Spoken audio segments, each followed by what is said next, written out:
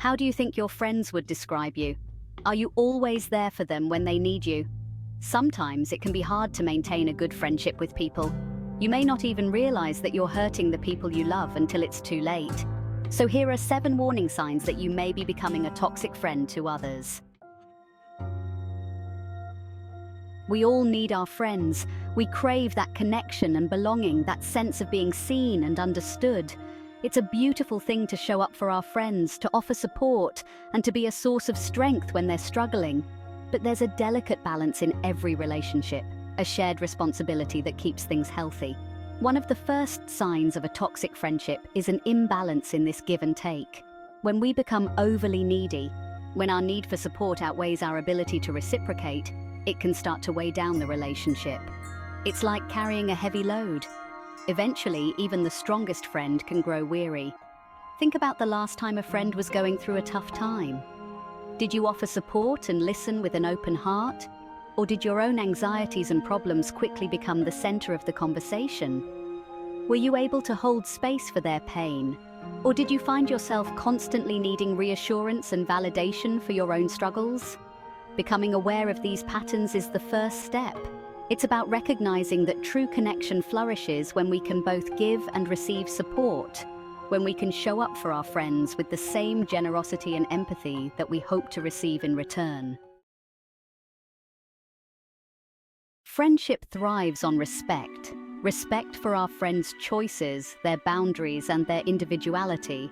It's about celebrating their unique journeys, even if those paths look different from our own. But sometimes our own insecurities and fears can lead to controlling behavior, a subtle erosion of the trust that holds a friendship together. Do you find yourself constantly questioning your friends' decisions, trying to steer them towards choices that align with your own values and beliefs? Do you offer unsolicited advice, even when it's not requested, because you believe you know what's best for them?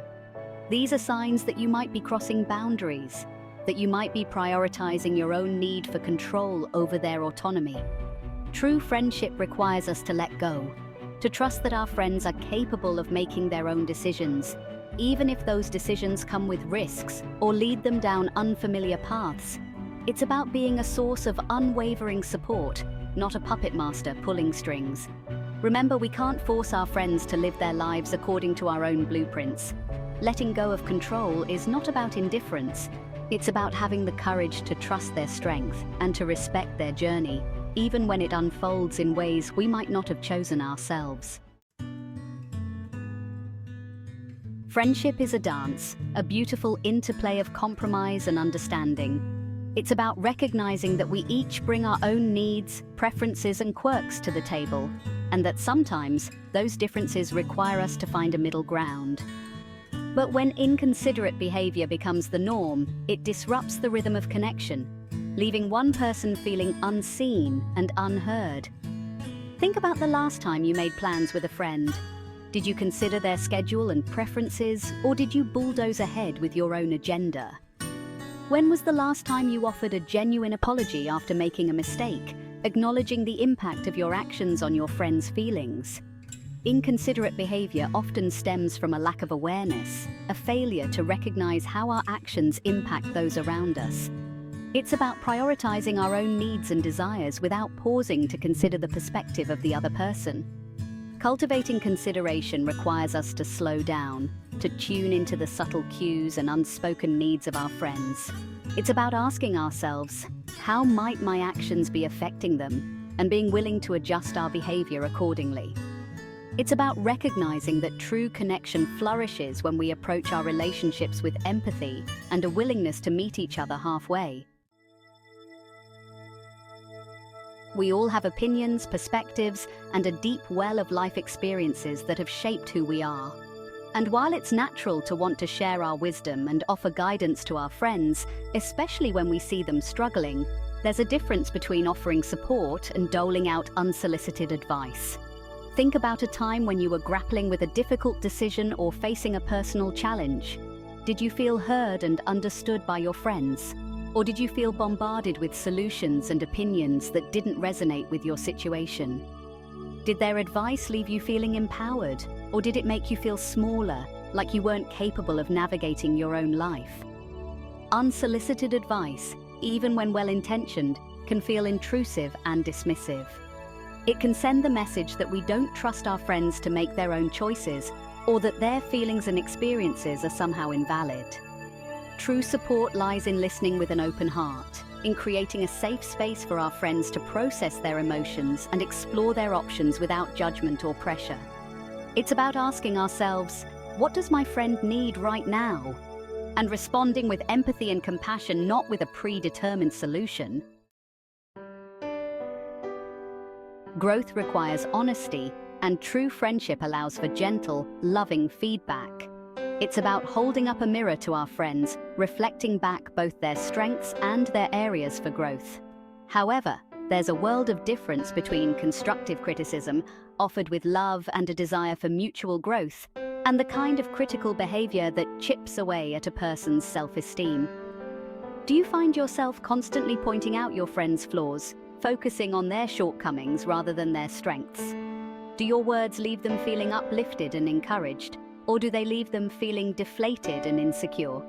Criticism, when it becomes a pattern in a friendship, can erode trust and create a sense of emotional distance.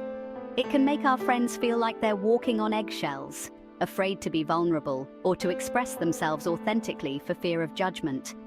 If you find yourself constantly criticizing your friends, it might be a sign to look inward. Are you projecting your own insecurities onto them? Are you struggling with envy or resentment that's manifesting as judgment? True friendship requires us to approach each other with compassion, to recognize that we're all works in progress, perfectly imperfect in our own ways. It's about offering feedback with kindness and understanding, recognizing that our words have the power to either build up or tear down.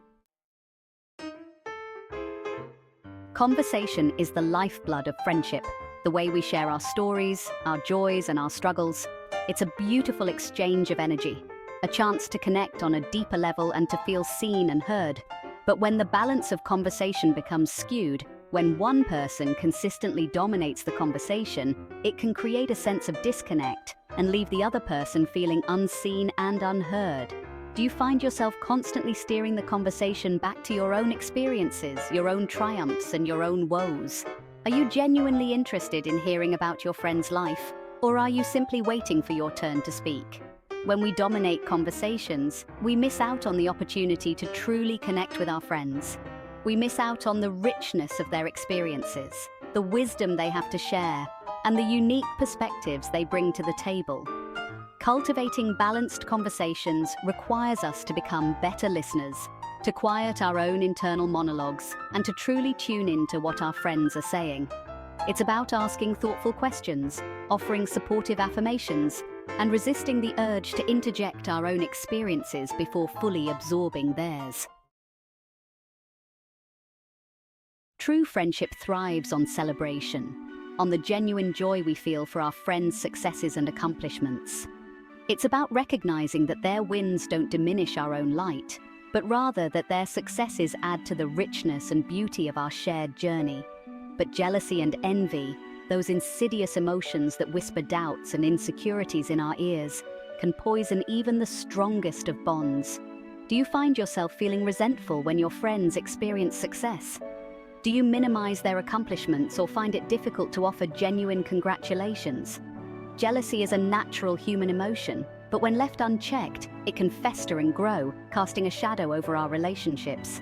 If you're struggling with jealousy, it's important to acknowledge those feelings without judgment. What is it about your friend's success that triggers these emotions within you? Are you feeling insecure about your own path, comparing your journey to theirs in a way that breeds self-doubt? Remember, our friends' successes are not a threat to our own. Instead of allowing jealousy to divide us, let's use it as an opportunity for introspection and growth. Let's celebrate their wins wholeheartedly, knowing that their light only adds to the brightness of the world we share. Do you relate to any of the signs mentioned here? Are you worried you may be turning into a toxic friend? Let us know in the comments below. If you answered yes, don't worry, it's not too late yet. It's good that you're trying to be more self-aware about your own faults. And the fact that you were honest enough with yourself to admit that you're being a bad friend shows a willingness to grow and change for the better. Though this kind of positive change doesn't come easy, you've already taken a big first step in acknowledging your mistakes and trying to be a better person. If you found this video helpful, be sure to like and share this video with those who might benefit from it. Subscribe to Gentle Breeze for more videos. Thanks for watching and see you in our next video. Thanks for